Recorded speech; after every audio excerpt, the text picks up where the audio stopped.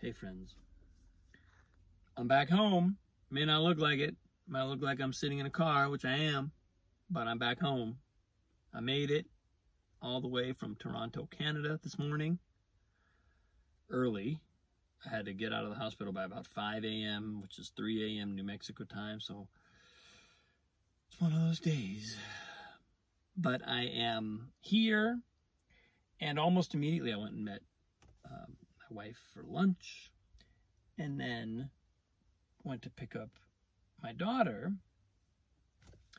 And man, I got the best greeting in the world. She was like, "Papa, I missed you." Gave me a big hug, gave me a kiss. One of those like melt your heart moments. Of course, immediately I speeded her away to a piano lesson, which is where we are now, which is why I'm in my car. But I used to have a teacher who said that when you travel, especially by airline, it's like your spirit has to catch up with your body.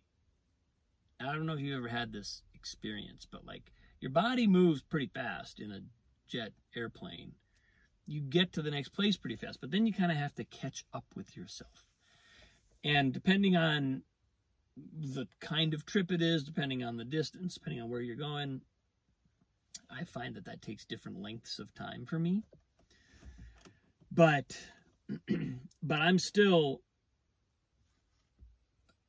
there was a weird way in which settling into this hospital, I think because, I think it's the intensity of the experience.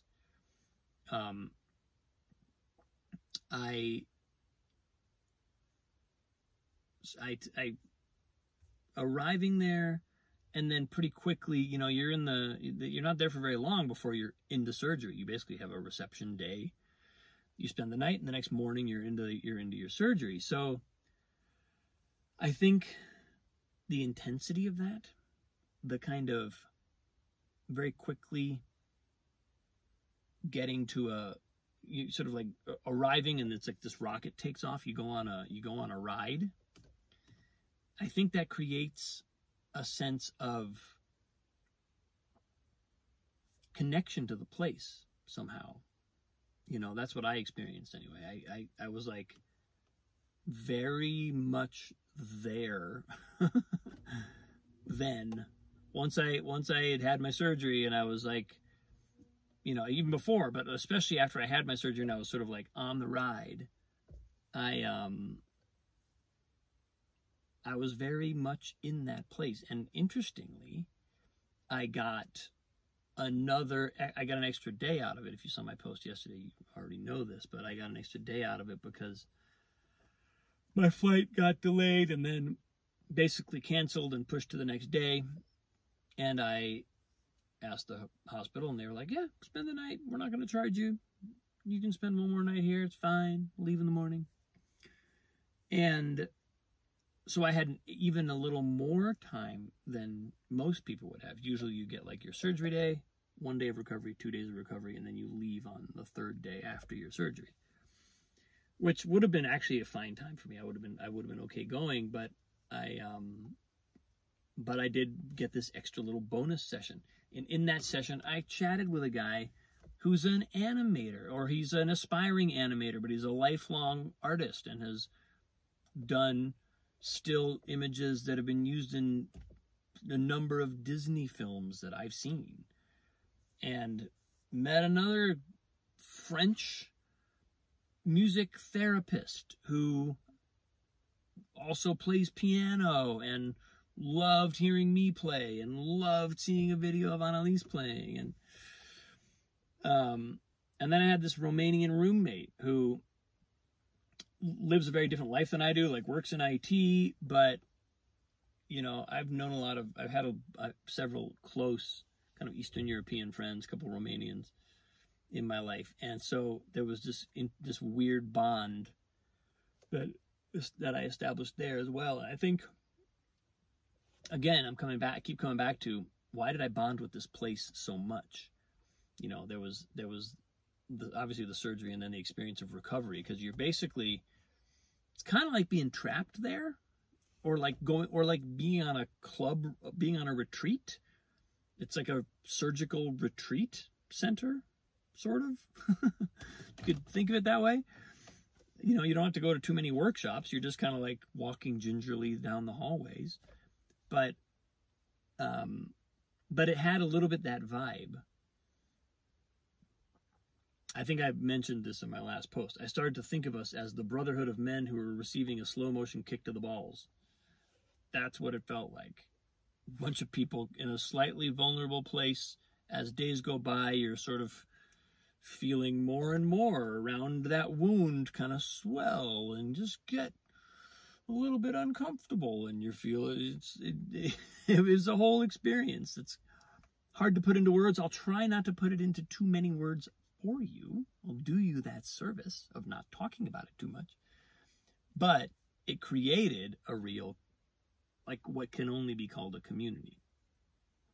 And, you know, and it's a short-lived community, but in some ways, I feel like I've met at least 3 people whom I will remain in touch with, and 3 or 4 more that I probably would have remained in touch with if I'd had another 1 or 2 conversations with them. So I'm coming off of all that still, and I'm walking into this, you know, and then of course, as I've been talking at you for the last several days, I finally finished Edmund Sprunger's book. I finished the book part last night, and I read all of the games and the appendix on the plane today. So I have read the whole book. I wanted to be able to tell myself I read the whole book. I didn't miss anything. I didn't leave anything for later. I did it. And then I got pretty close to the end of, I also finished Shinichi Suzuki's book. I had sort of 30 pages left in Nurtured by Love. And man, if I didn't just get another dose of, you know, these lessons that you learn. He talks about Pablo Casals at the end of that book, and he just talks about his own perspective on music and some of the, just simply by sharing some of the significant experiences that he's had. I'm talking about Dr. Suzuki now. By sharing some of his own experiences and his own memories, there is this, it's like a space that opens up where it appears possible to change the world through music, and possible to change the world through education.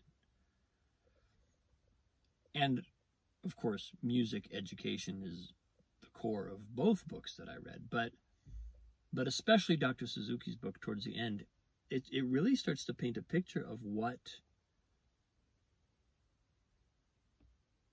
music education is really about. And it's you know, it's so interesting to me that I'm coming to this now, and it's something that I have obviously been kind of working with, not really grappling with, but playing with, building as a kind of as an understanding in myself. The idea that learning music is not most primarily about learning music, or at least it's not most primarily about becoming a concert artist or a professional musician even. It's about changing our consciousness. It's about evolving our consciousness. And both, I mean, everybody that I kind of spent time with over these last several days is coming from that place. And it was really interesting to read a little bit about Pablo Casals and his work and his perspectives and his kind of deep understanding of music as a spiritual practice, essentially a world-building spiritual practice. And so it was awfully nice to arrive, to pick up my daughter, to take her to a piano lesson, to hear her enthusiasm about her practice this past week. She told me what she'd been practicing on her own, what she's been playing. I already kind of had the update from my wife, but that doesn't. What I heard from Annalise was her enthusiasm about it, and her joy, and what she cared about of all the things that she did. So I mean, I'm here, I'm back. I am getting ready to do this practice reboot. That's what I called it in my notes. I was like, I need to reboot this practice process. Gonna start in a new way. And I think it's remarkable. Another thing that really struck me in Dr. Suzuki's book towards the end was you've got to convert thought into action quickly. And this is something I've heard from any number of other teachers, coaches. I mean, Tony Robbins would pounce on that and say, here. Any number of inspirational speakers talk about this idea that when you have a thought, you need to act on it. It needs to turn into action quickly. Because if it doesn't, then the next time around, next time the opportunity presents itself, or the next time the thought comes up, it has lost a little bit of its power. You got to go. You got to let that impulse do its thing. Now, obviously, this doesn't apply to just any thought you've ever had. It just applies to thoughts when it's like, I feel inspired to create this thing. I feel inspired to learn this piece. I feel inspired to write this letter to someone because I need to communicate something that they need to hear. Right? It applies to the realm of inspiration and the realm of what I really kind of consider a connection to the wisdom that's beyond us. And it really, in some ways, it was nice to read that today on the plane, because I had been kind of doing it all week. I had been sitting in my room thinking, oh man, should I just watch a movie? Pretty tired. I don't really want to do much. But then I'd have the thought, no, read at least 20 pages of the book before you watch a movie. You can have your tune out, chill time, but you got to do this work first. And work was a strong word for sitting in bed reading, but it was like research. I was doing research. I was taking notes. I'm really investigating a process that I'm, a relatively demanding process that I'm deeply involved in. So it wasn't as just kick back and relax as watching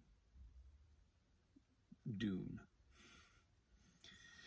So reading on the plane today, when you have this thought about what action to take to do it quickly, kind of affirmed for me. I was like, okay, I've entered that space.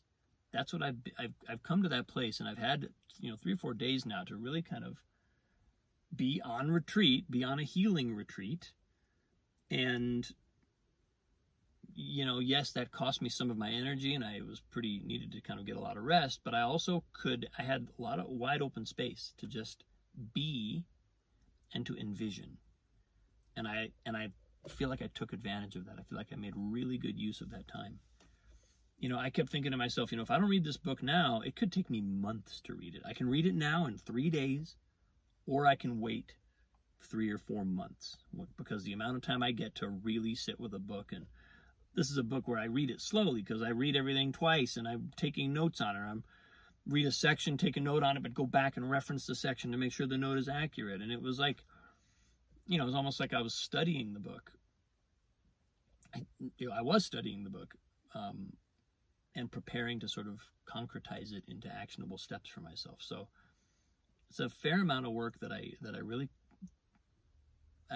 would have had trouble doing in my normal life. And I'm really grateful that I've done it. Now I can unpack it. And And I want to unpack it quick. I want to unpack it tomorrow morning. Starting tomorrow morning at practice, we're going to do this. We're going to start a different way.